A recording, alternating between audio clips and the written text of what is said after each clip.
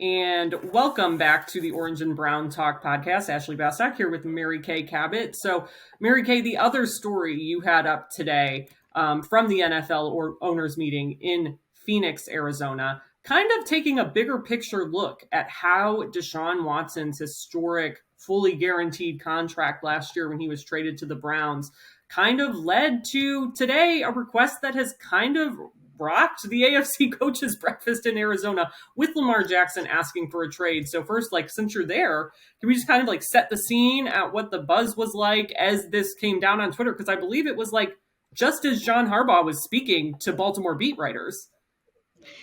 Yeah, and that's the way that I tried to write my story today when I wrote all about this situation with Deshaun Watson's contract ultimately leading to this trade request by Lamar Jackson. I really tried to give everybody a feel for what it was like in that room. So all the reporters are in the room. We're seated around the tables.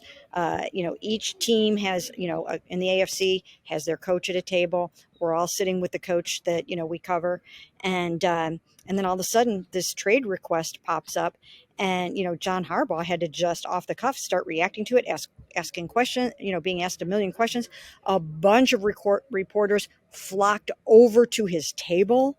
So it was quite the scene, and one that if he does get traded, I will mark this in time as something that I won't soon forget. To be there in that moment when he requested this trade and how it could impact the whole entire AFC North.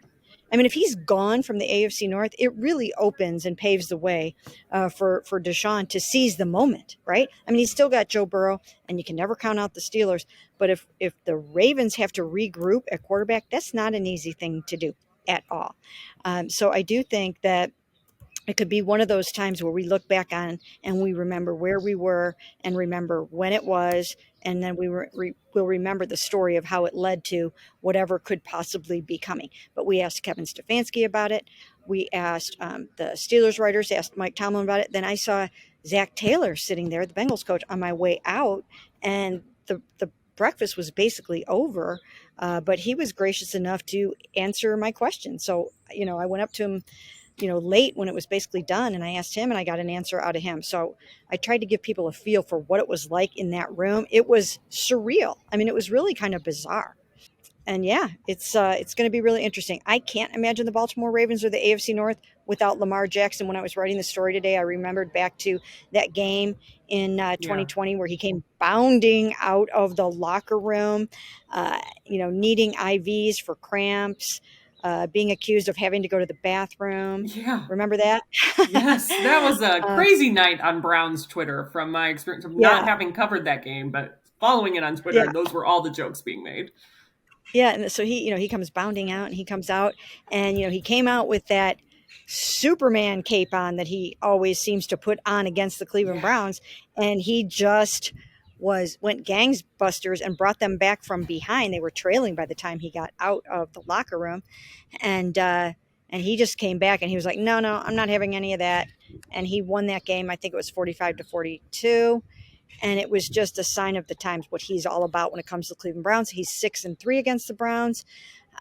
Just so difficult to get past. And, we'll see if that's going to continue. Yeah, so for those people who have not been on Twitter or haven't seen Lamar Jackson's statement that he posted on his account, it's in Mary Kay's story, but I'll read part of it really quickly. He said, I requested a trade from the Ravens organization for which the Ravens have not been interested in meeting my value.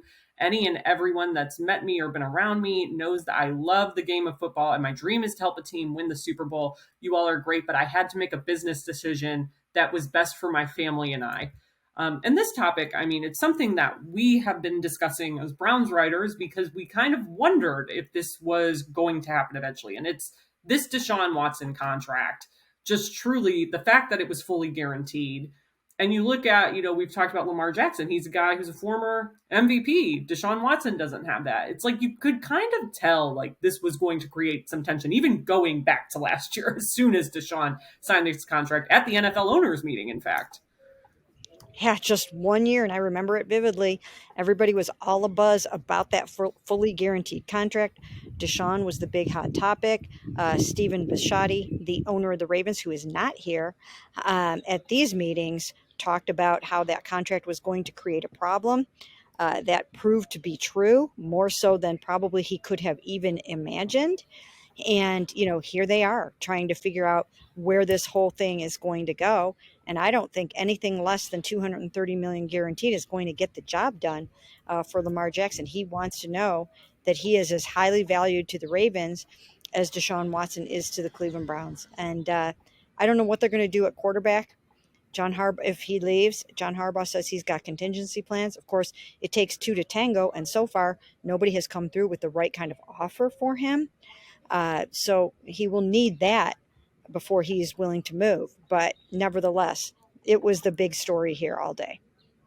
I'm curious, and I mean, we've talked about this on the podcast in recent days, and my answer I feel like still changes. But I mean, do you think we're going to see Lamar Jackson in a Ravens uniform next year after a day like today, or has it kind of changed your mind that he's probably not going to be back here? It's so hard to say. It really is hard to say. I mean, it seems like that this is farewell and that this is goodbye, but you never really know. Sometimes things have to get bad too before they get better. Maybe it will inspire them to give him what he wants and make him feel valued. But then they would have to figure out, are there too many hard feelings? Is there too much water under the bridge? And are they going to be able to mend the fences and all those other cliches that Yeah. that you can talk about? So yeah, I don't know. It's hard to say. Right now, it seems pretty dire, but things can also change on a dime.